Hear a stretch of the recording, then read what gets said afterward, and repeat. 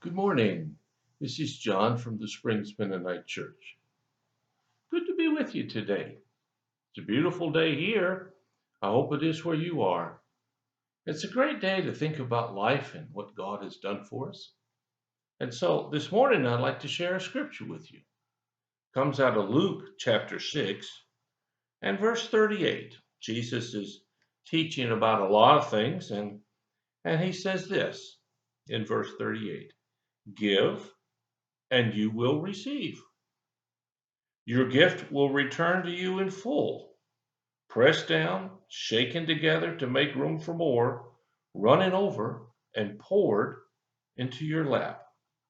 The amount you give will determine the amount you get back. That's sort of a crazy verse.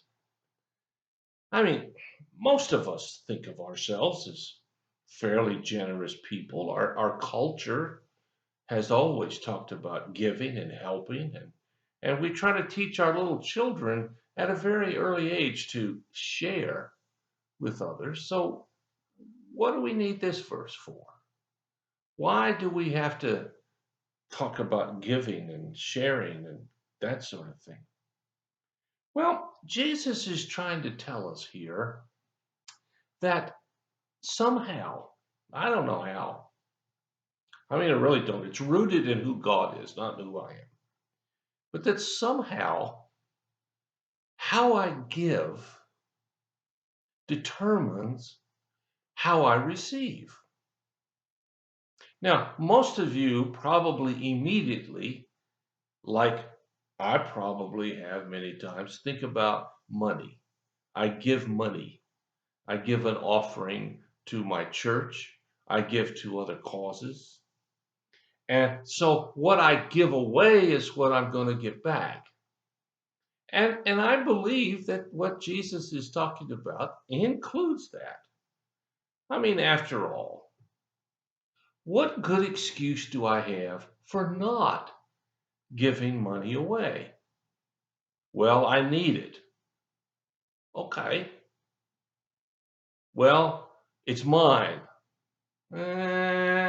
No, it really isn't. I don't care what you did to earn it.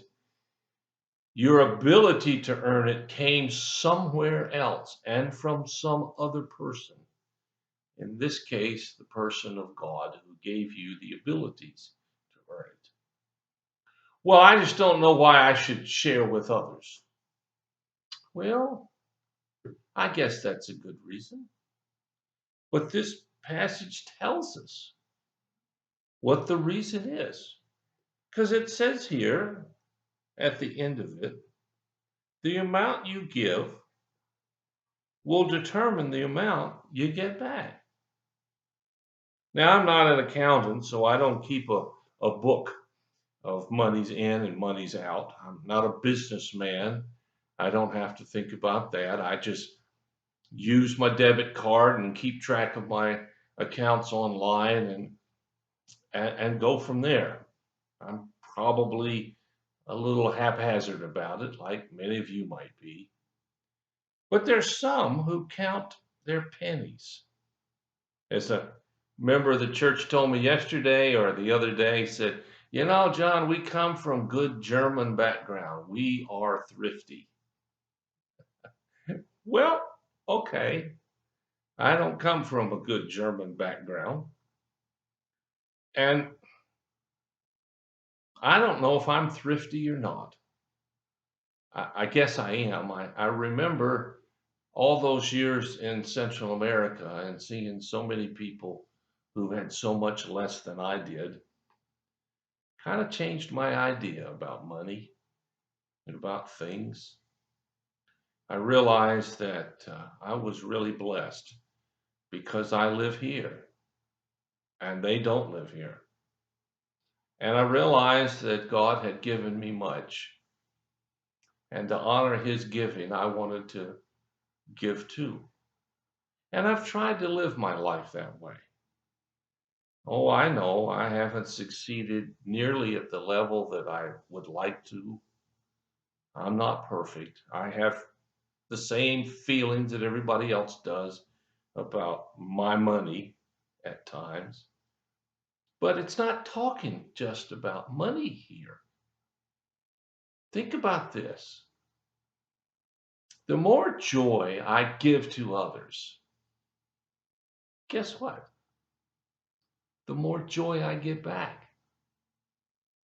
The more laughter I share, the better I feel.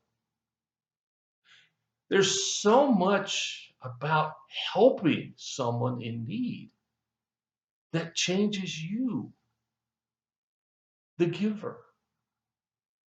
You know, it's fun to give, whether it's a big thing or a little thing. I have this habit, I guess you could call it. Actually, it was a decision that I really don't need more clothes. And I think most of us could probably go for a couple of years without buying any clothing at all, and we still would have plenty to wear. But years ago, I decided I had enough.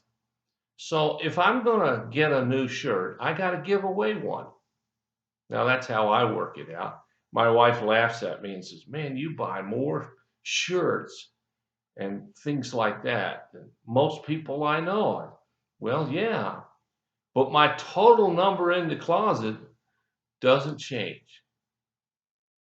The only exception I allow is if I wear it out or I can't give it away. It's so badly torn and painted and whatnot and stained. But I don't feel badly about buying a new shirt.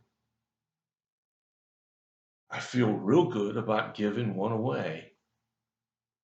And so you see, the more we give, the more we get.